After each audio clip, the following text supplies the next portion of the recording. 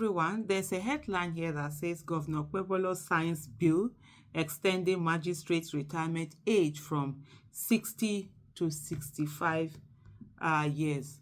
For a place where we say there's separation of power, you understand, there's so much power that the executive will that I really don't understand. Why is executive the one in position to extend the tenure of magistrates for any this thing? Isn't that power? If we say that there is no, there's separation of power, that you're making one so powerful over the other one. Executive that in some cases are deciding how much, judges should get. They are this thing. Some of them, especially at that state level, it's just so weird. I really don't understand it, and it gives room for a lot of carrots and cane scenario to really happen, whereby they can just dangle the carrot before the faces of the magistrate and say this. For example, we have all this issue of executive building houses for judiciary and all of that. The executive that have built houses for judiciary, how is the judiciary going to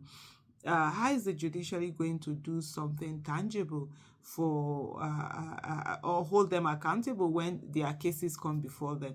They are the ones building houses for you. Governor Okpebholo currently has an election tribunal case issue on ground, and then all of a sudden you're signing this thing. So how is there going to be equity and justice and fairness when his case comes before the judiciary itself? So sometimes it's just a bit mind-boggling, and these are things that we really should be sitting down and looking at these things and talking about them, especially at the National Assembly. These are things where laws are supposed to be made in a way to really, truly, absolutely separate these powers. There might be countries where it really doesn't matter, even though there's separation of powers, that people it really doesn't affect it, because these are places where unwritten rule of integrity, competence, character, is there.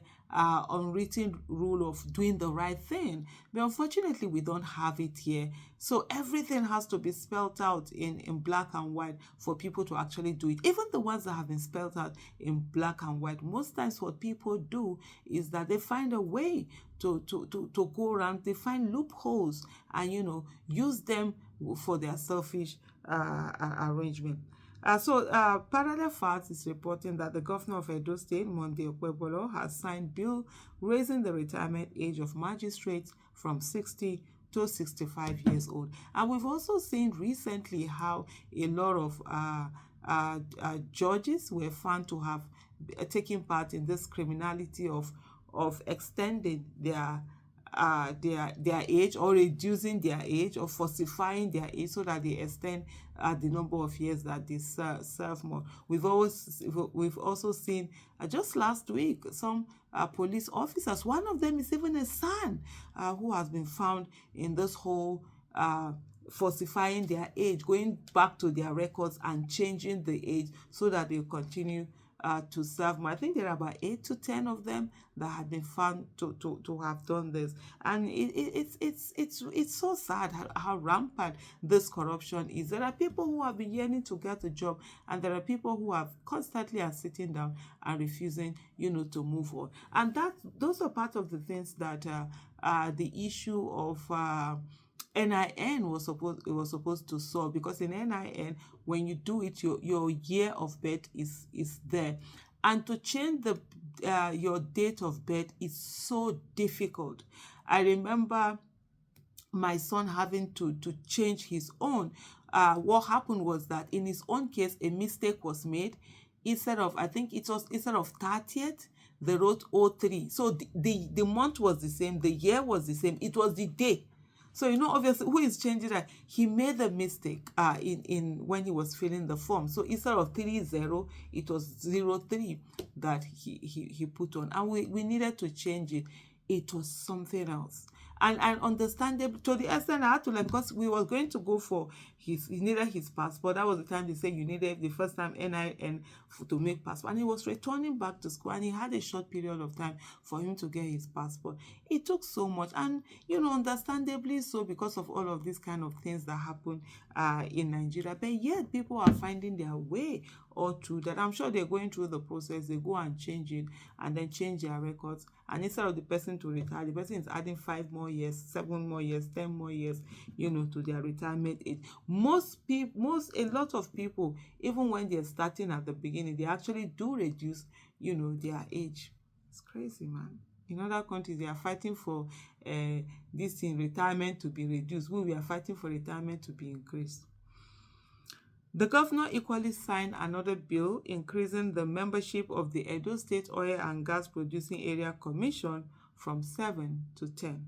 Speaking after assenting to the bills, Governor Okpebholo emphasized that extending the retirement age for magistrates would enhance judicial efficiency and leverage the expertise of experienced magistrates for improved justice administration in the state. I'm just thinking, as I was reading it in my head, I'm thinking, did he even understand what he was reading? Did he understand what he was signing? Or they just brought bill before him and he just signed? This is someone that we've seen has not even been able to read coherently well and everything. We saw what happened with the budget. I don't know whether that's to do with figures or whatever it is, but it's worrying that these are the kind of people that we have that are leading, leading states and all of that.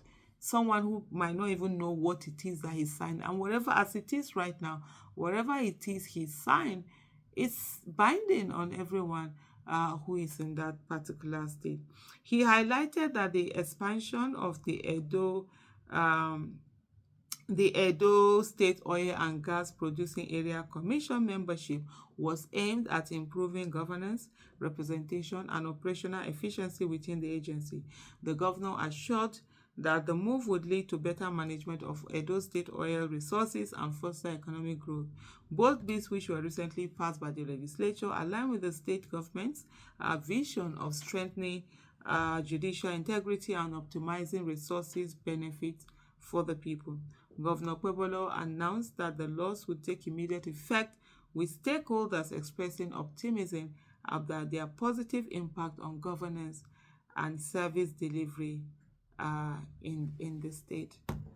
Well, that's it. That's what we have there on ground. By the way, and also there's been a lot of violence associated with the tribunal hearing that has been happening in Edo State. There's even one where you saw, literally police pleading with thugs in that place, and where they're even threatening a DSS officer. It's just crazy when you have these non-state actors who are now acting as if they are above the law, and whom the same police who you see them flexing their muscles when it comes to unarmed protesters, suddenly become like lambs when they see these non-state actors. Thank you so much for watching. Bye.